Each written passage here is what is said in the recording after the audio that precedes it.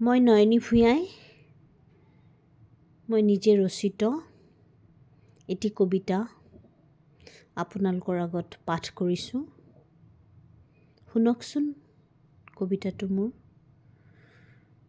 চেনেহী অসম মাতৃ, সুধাকণ্ঠৰ চিৰপ্ৰবাহিত গীতত আমাৰ জাতীয় জীৱনৰ এক বৰ্ণিল ছবি প্ৰতিফলিত হৈছে নিচলা অসমবাসীৰ প্ৰাণত।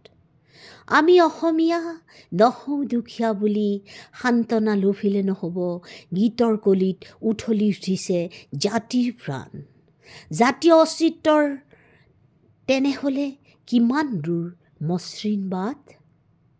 বিবেকহীনভাৱে যেন সপি দিছোঁ হৃদয়ৰ বৰঘৰখনি। নিতৌ বিক্ৰী কৰিব ধৰিছোঁ নিদাৰুণভাৱে প্ৰকৃতিৰ আপুৰুগীয়া সম্পদখিনি। চহা সমাজ সৰল মনবোৰ আজি উন্মাদনা বিভীষিকাত উত্তাল।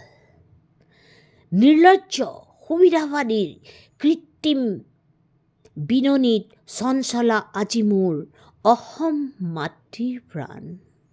অনুপ্ৰাণিত আমি বীৰ লাচিতৰ বাণীৰে, দেশতকৈ মোমাই ডাঙৰ নহয় বুলি।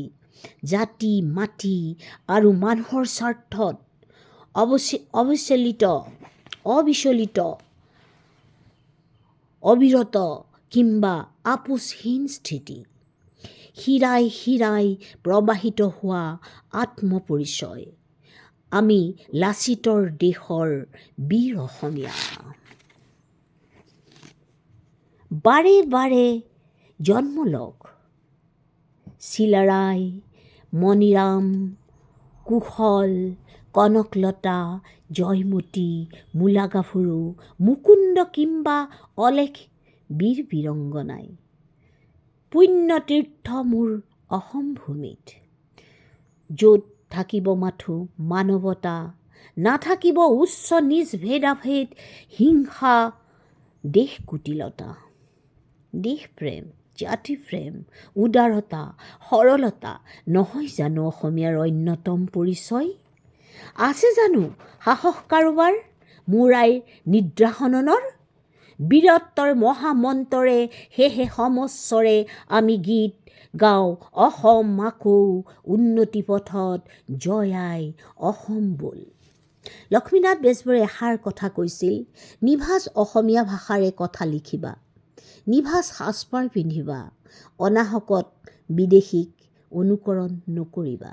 এইষাৰ কথা কৈছিল আমাৰ লক্ষ্মীনাথ বেজবৰুৱাদেৱে। গতিকে মোৰ কবিতাটো ইমানতে সামৰণি মাৰিছোঁ। আপোনালোকৰ পৰা বিদায় মাগিছোঁ। লাইক কমেণ্ট আৰু ছাবস্ক্ৰাইব কৰিবলৈ নাপাহৰিব। মোৰ এইটো নিজৰ স্বৰচিত কবিতা। বহুত ধন্যবাদেৰে আপোনালোকৰ পৰা বিদায়।